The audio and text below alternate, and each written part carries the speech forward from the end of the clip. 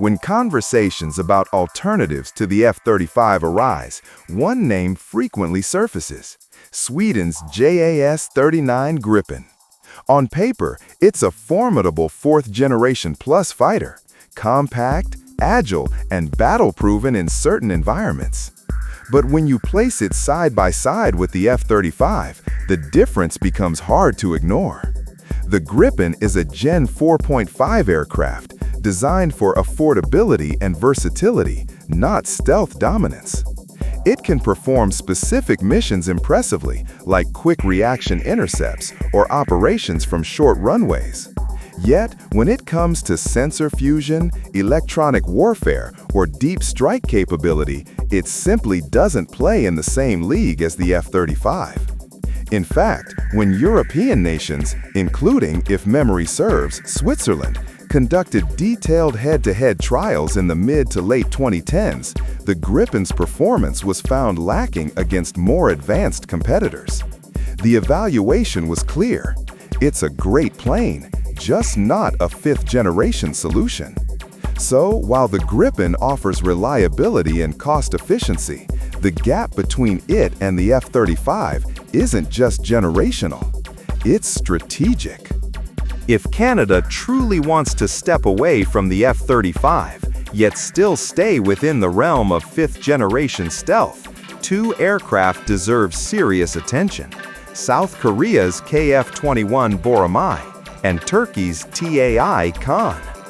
Both are remarkable not just for their ambition, but for what they represent: a quiet revolution in global defense independence. Let's start with the TF Kaan, Turkey's bold entry into the fifth-generation arena. Unlike many Western fighters, this jet is 100% homegrown, built entirely without American input or licensing. For Canada, that means a partnership free from U.S. export restrictions, a tempting thought, especially when political strings often dictate procurement timelines. Then there's the Korean KF-21, a hybrid of proven reliability and emerging stealth. While it carries some U.S. licensed technology, it's still about 85 to 90% indigenous.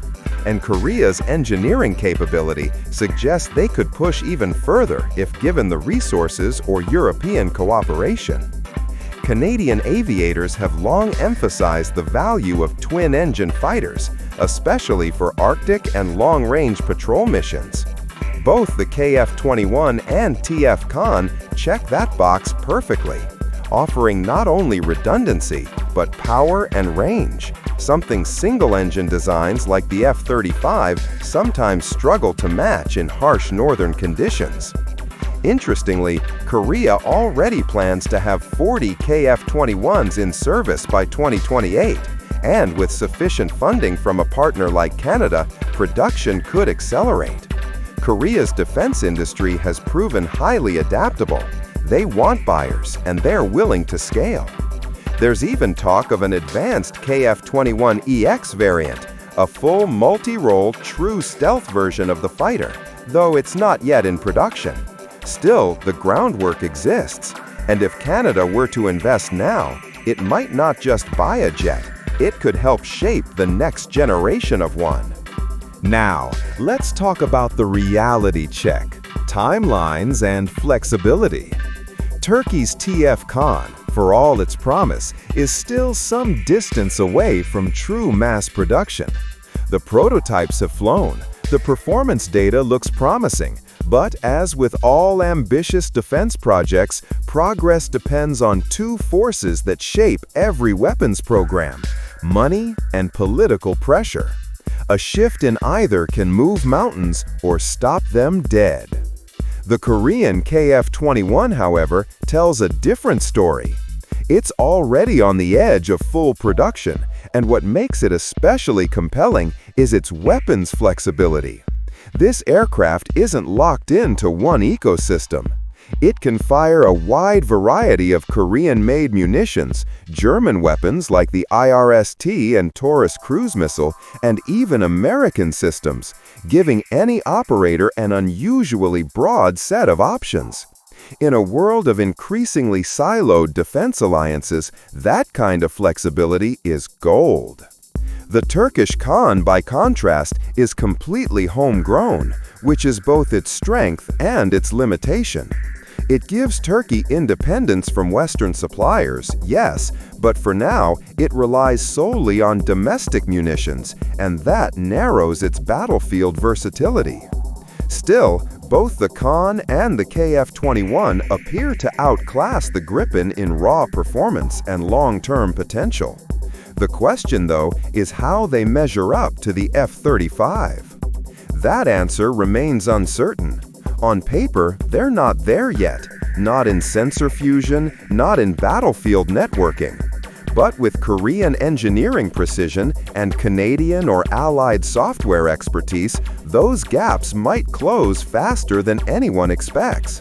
The truth is, in modern aviation, technology isn't static. It evolves with cooperation.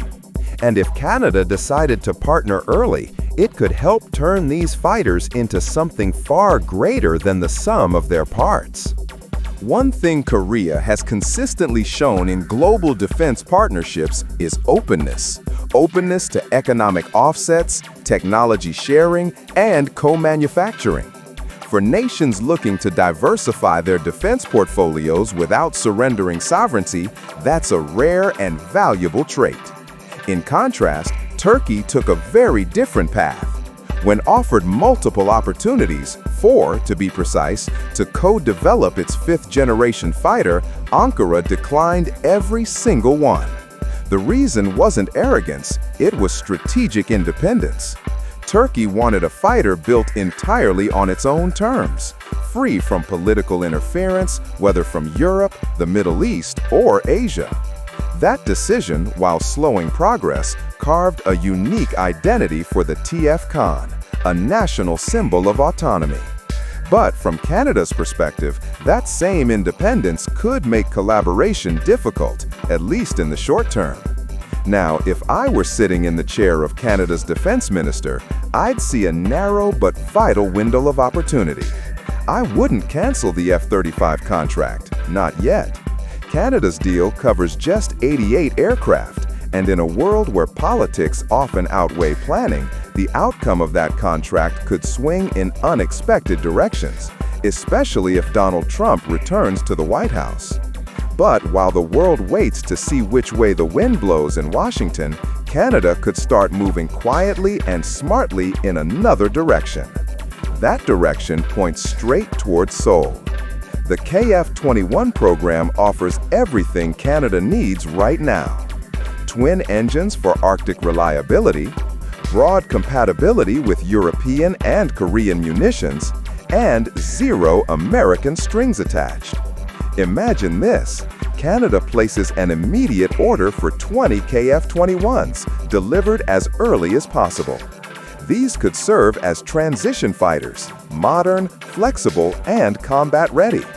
Then, as the KF-21EX, the true stealth, multi-role variant, comes online, Canada could acquire 40 more, gradually replacing the earlier jets or transferring them to allied nations eager for modern platforms. This strategy wouldn't just diversify Canada's fleet, it would insulate its defense future from American political turbulence.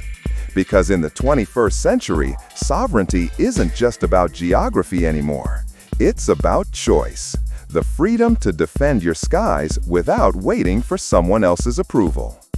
At the end of the day, Canada stands at a crossroads between the security of tradition and the promise of independence.